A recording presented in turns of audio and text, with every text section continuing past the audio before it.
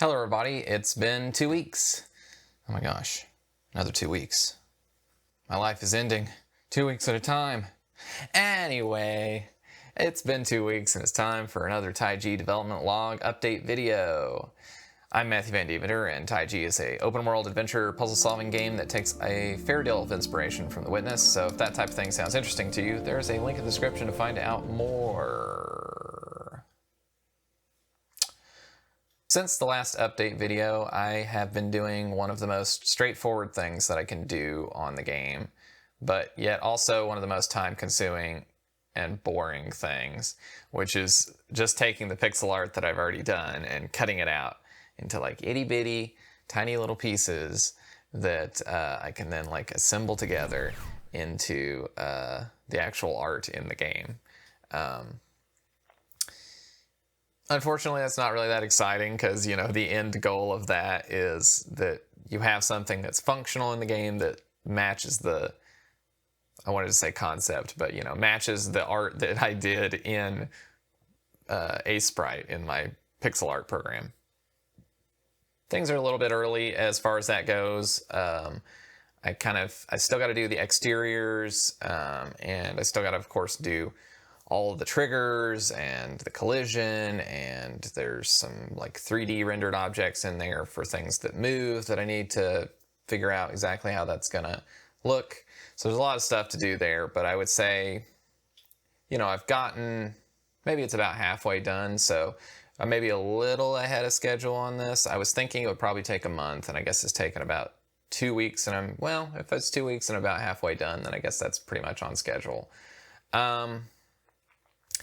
Yeah, there's not really super exciting things to show there, I suppose. It's just kind of like, that's what I've been working on. I did add shadows to the art since the last video, so I'll show that, and I'll just kind of show that since that's new with those shadows, and then that comparing to like the current state in the game.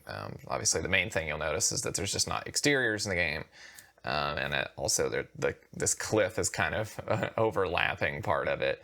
That's because I need to do like a cutaway for that part of the world, since you can walk underneath there.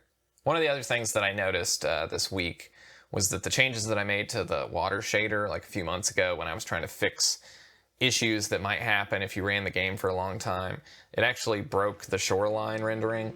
So if you look at this comparison in the before, you can see that the shoreline's not really moving, and in the after it's moving. So it's a pretty subtle difference. You might have to like rewind and watch that a few times to really tell the difference, which is why I didn't notice for several months. But I am glad that it's fixed now, because obviously I wouldn't want to have shipped with broken water rendering. It ended up really just being a tiny thing where I think I moved a piece of code to the wrong part, and so it wasn't doing what it was supposed to do anymore.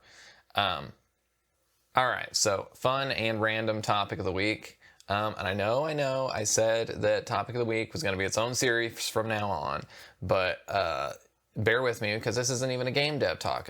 This is a totally unrelated topic. This is about how I switched to a biphasic sleep schedule.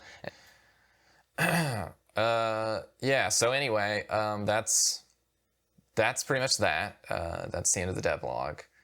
We're just ending it there. And if you like the video, if you want to keep up with these, make sure you subscribe to the channel. That way you can get your notifications or whatever the heck for new videos. And of course, if you're interested in the game, make sure that you go and wishlist it on Steam, because that lets me know that you're interested in it. If you're interested in it on other platforms, well, there's not really anything you can do right now. But feel free to let me know in the comments, because it's always nice to know that people are excited for the game. So with that, I will see you all in another 2 weeks. Have a good one, everybody. Bye-bye.